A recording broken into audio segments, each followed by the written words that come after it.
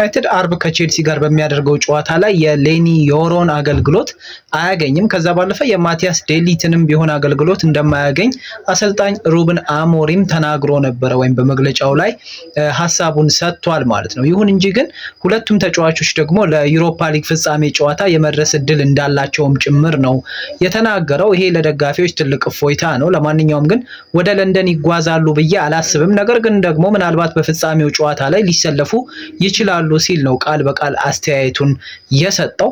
ዩሮፓ ሊግ ለኛ ግን አይመጥነንም ሲልም ጭምር ነው የተናገረው። እውነት ለመናገር እንግዲህ አሰልጣኝ ሩበን አሞሪም የማንቸስተርን ደረጃ የማንቸስተርን ውሃ ልክ በደንብ ያውቃል ብዬ አስባለሁ። ለዛም ነው የሚቆጨው።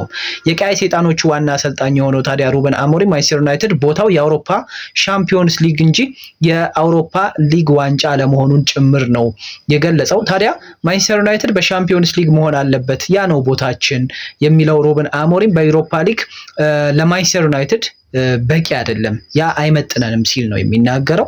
በተደጋጋሚም መሸነፍን መፍራት አቁመናል ሲል የነበረው በዚህም የተነሳ ይመስለኛል ተጫዋቾቹ ከዚህ በፊት ለትልቅ ዋንጫ ጨዋታ ዝግጁ መሆናቸውን አስመስክረዋል። ልምዱ አላቸው፣ ለጨዋታው አሁንም ቢሆን ዝግጁ ነን ሲልም ጭምር እንግዲህ በራስ መተማመን በተሞላበት መንፈስ ነው የተናገረው። ለሰራተኞች የትኬት ክፍያ ስለመፈጸማቸውም እንዲሁ አንስቷል።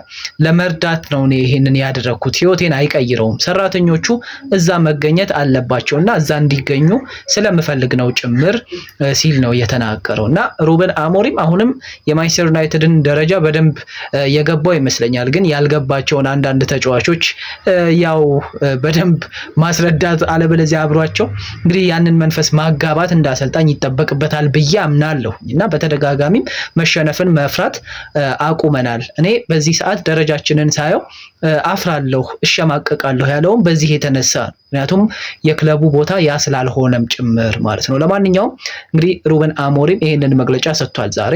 ፎሎ ማድረግ ቤተሰብን መልካም ጊዜ ይመቻችሁ።